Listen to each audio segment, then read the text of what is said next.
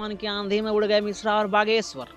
मिश्रा और बागेश्वर डर के मारे बिल से बाहर नहीं आ पाए। रावण ने गड़ा कीड़ा तो पूरा एमपी में ना मिश्रा और ना बागेश्वर मिला। इसके छाती पर लिखा गया संविधान निर्माता बाबा साहेब का नाम कि इनके माँ ने दूध नहीं पिलाया है कि मेरे रहते यानी रावण के रहते कोई संविधान खत्म कर दे।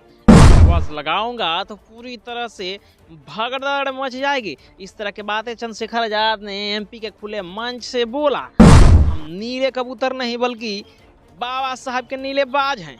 जिस बिल में मिश्रा और बागेश्वर जैसे लोग छिपे रहेंगे हम वहीं से उठा लेंगे। चंद्रशेखर आजाद ने इस तरह की बातें बाबा साहब के परिनिर्वाण दिवस पर आयोजित एमपी में एक रैली के खुले मंच से बोला। मैं सारी बात बताऊंगा और भी चंद्रशेखर आजाद ने क्या क्या बोला वो सारी बात बताऊंगा, लेकिन उससे पहले लोकतंत्र खबर और फेसबुक पर जर्नलिस्ट लोकतंत्र खबर को फॉलो और सब्सक्राइब कर लीजिए। जी हाँ दोस्तों, चंद्रशेखर आजाद ने इस तमाम तरह की बातें बोली मानो उनके सीने में आग धधक रहा, वो क्रांति करने के लिए तैयार हैं।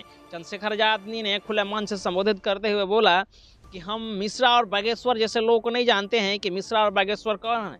हम खुले मंच से एक बार ऐलान कर देंगे तो पूरी तरह से भगदड़ मच जाएगी और वो महज मुट्ठी भर हैं।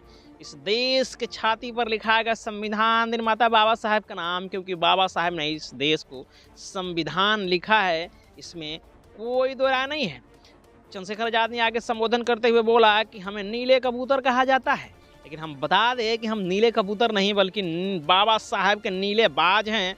जिस बिल में मिश्रा और बागेश्वर जैसे लोग छिपे रहेंगे हम वहीं से उनको उठा लेंगे। नीले कबूतर नहीं, बाबा साहब अम्बेडकर के नीले बाज है, मेरी बात को याद रखना।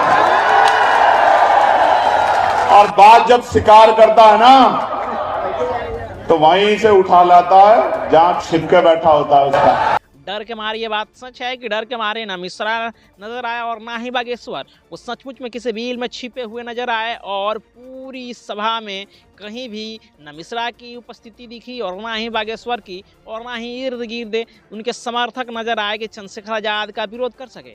खुले मन से चंद्रशेखर आजाद ने खूब ललकारा और पूरी तरह से चैलेंज किया मानो उनके सीने में आग धधक रही हो और वो एक क्रांति करने के लिए तैयार है।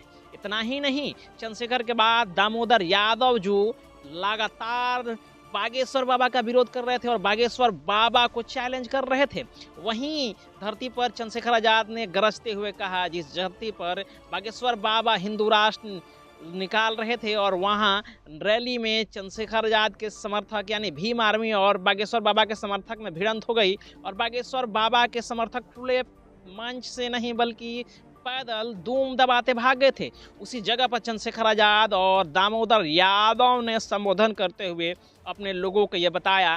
दामोदर यादव ने तो यहाँ तक कह दिया कि बागेश्वर हमारी ठठरी बजाने की बोल रहा था, अब बजाओ मैं ठठरी। मैं बागेश्वर को छोड़ूंगा नहीं बल्कि उसके काले करतूतों का सच बाहर निकालूंगा। वो बाबा नहीं बल्कि भू माफिया है जो लोगों का जमीन हड़प रहा है। इसके अलावा जो रविंद्र भाटी हैं और भीम आर्मी के जो चीफ है विनय रतन जी, वो भी गरजे और तमाम तरह के नेता गरजे और एमपी में ये बता दिया बाबा साहब के परिनिर्वाण दिवस पर कि हम अकेले नहीं और जो लोग भी संविधान से टकराने की कोशिश करेंगे उनका जो है वो पहले सामना भीम आर्मी और उनके समर्थक से करना पड़ेगा। जी हाँ दोस्तों, इस तरह के खबर को लेकर के आप क्या सोच रहे हैं, आप अपनी प्रतिक्रिया ज़रूर दीजिएगा हमारे कमेंट बॉक्स में। मिलते हैं इस प्रकार के और खबरों के साथ, तब तक बहुत बहुत धन्यवाद। Thank you.